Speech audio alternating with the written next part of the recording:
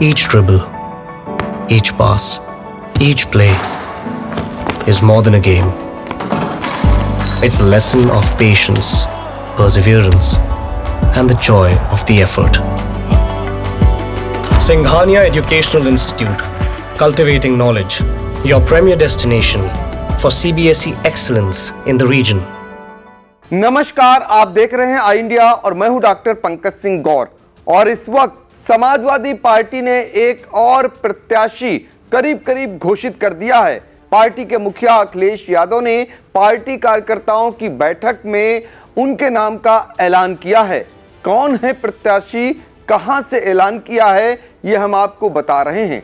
दरअसल इससे पहले जान लेते हैं कि समाजवादी पार्टी अब तक 17 प्रत्याशियों के नामों की घोषणा कर चुकी है, यानी सूची जारी कर चुकी है। समाजवादी पार्टी की ओर से प्रत्याशियों की घोषणा में वो नंबर 1 पहुंच गई है और 17 प्रत्याशी जिनकी घोषणा कर चुकी है समाजवादी पार्टी, वो अपने अपने इलाकों में प्रचार करने लगे हैं।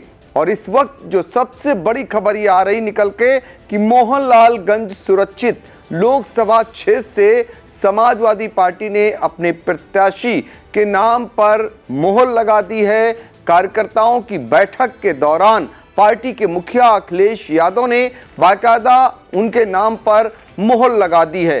तो आप आइए जान लेते हैं कि मोहनलालगंज से समाजवादी पार्टी ने किसे प्रत्याशी घोषित किया है। तो आपको बता दें, एक बार फिर आर.के. चौधरी को समाजवादी पार्टी ने यहां प्रत्याशी घोषित किया है, यानी चौथी बार आर.के. चौधरी मोहनलालगंज से अपनी किस्मत आजमाएंगे। 3 बार इससे पूर्व वो चुनाव लड़ चुके हैं, हालांकि उन्हें कामयाबी हासिल नहीं हो सकी है। 3 बार के विधायक हैं आर.के. चौधरी और बहुजन समाज पार्टी में कभी नंबर 2 के नेता के तौर पर उनकी पहचान हुआ करती थी। बसपा सुप्रीमो मायावती से उनके मतभेद हुए और दोनों का रास्ता, यानी उनसे रास्ता अलग कर लिया आर.के. चौधरी ने। उसके बाद हालांकि उन्होंने अपनी पार्टी बनाई। एक बार वो उस पार्टी से विधायक रहे, एक बार निर्दलीय विधायक रहे और एक बार बहुजन समाज पार्टी से विधायक रहे। 3 बार से लगातार वो मोहनलालगंज से अपनी किस्मत आजमा रहे हैं, लेकिन कभी सफल नहीं हो सके।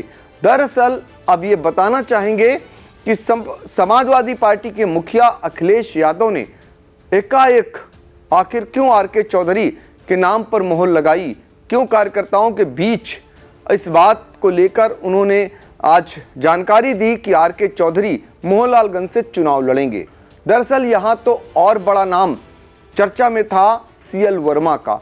बड़ा नाम इसलिए क्योंकि पिछले चुनाव में वो रनर रहे थे, तब गठबंधन के वो प्रत्याशी थे। 2019 में समाजवादी पार्टी और बहुजन समाज पार्टी मिलकर चुनाव लड़ी थी, लेकिन सी.एल. वर्मा यहाँ पर कामयाब नहीं हुए थे।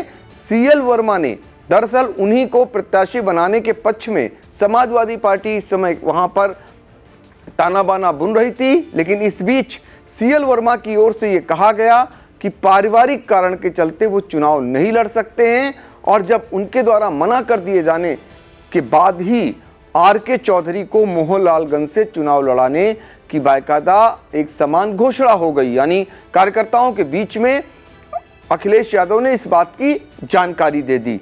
तो आइए अब आपको ये भी बता दें, आर.के. चौधरी दरअसल उत्तर प्रदेश सरकार में कैबिनेट मिनिस्टर रहे और 3 बार विधायक में वो एक बार बीएसपी से, एक बार निर्दलीय और एक बार उनकी अपनी पार्टी राष्ट्रीय स्वाभिमान पार्टी जब उन्होंने बनाया तो उस दौरान वो जो है विधायक रहे। उस समय वो भारतीय जनता पार्टी उनके समर्थन में थी और उनके समर्थन में भारतीय जनता पार्टी के बड़े नेताओं, यहाँ तक कि राजनाथ सिंह ने भी सभा की थी, जिसके बदौलत वो चुनाव जीते थे। और इसके बाद हालांकि 3 बार वो चुनाव लड़े, मैंने आपको बताया 2009 में, 2014 में और 2019 में। तीनों बार मोहनलालगंज से उन्हें हार का सामना करना पड़ा। आलम यहाँ तक पहुँच गया कि अब जो वोट उनको जो मिला उसकी संख्या निरंतर घटती चली गई। तो ज़रा एक नज़र उस पर भी डाल देते हैं कि 2019 में जब चुनाव हुआ तो उस दौरान यहाँ पर कौशल किशोर, जो इस समय केंद्र सरकार में मंत्री हैं, दूसरी बार के वो सांसद हैं, वो चुनाव जीते थे और 6,29,748 मत उन्हें मिले थे। दूसरे नंबर पर CL वर्मा रहे थे, समाजवादी पार्टी और बसपा के गठबंधन से वो प्रत्याशी थे और 5,39,519 मत ही पाए थे, यानी काफ़ी बुरी हार उनकी हुई थी। कांग्रेस से RK चौधरी लड़े थे, जिन्हें सिर्फ 60,061 मतों पर ही संतोष करना पड़ा था। इसके पीछे अगर जाते हैं तो 2014 में भी यहाँ से भारतीय जनता पार्टी से कौशल किशोर चुनाव जीते थे। उस समय उन्हें 4,55,274 मत मिले थे। उस समय जरूर जब बहुजन समाज पार्टी से उनका मुकाबला RK चौधरी ने किया था, RK चौधरी को 3,09,858 मत मिले थे, यानी तब भी 1 लाख के आसपास वो चुनाव यानी कम मत पाए थे, चुनाव हार गए थे। यहाँ तीसरे नंबर पर समाजवादी पार्टी की सुशीला सरोज रही थी, जिन्हें 2,42,366 मत मिले थे। इसी तरह 2009 में जब सुशीला सरोज यहाँ से समाजवादी पार्टी से चुनाव लड़ी थी और वो जीती थी, उस समय भी RK चौधरी बसपा से लड़े थे और वो हार गए थे।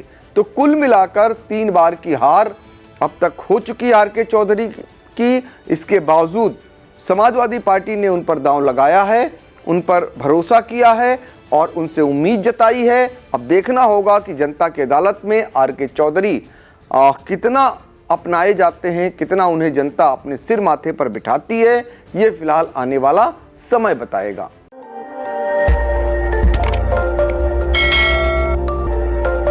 खबर आपकी, नजर हमारी। देखते रहिए आई इंडिया।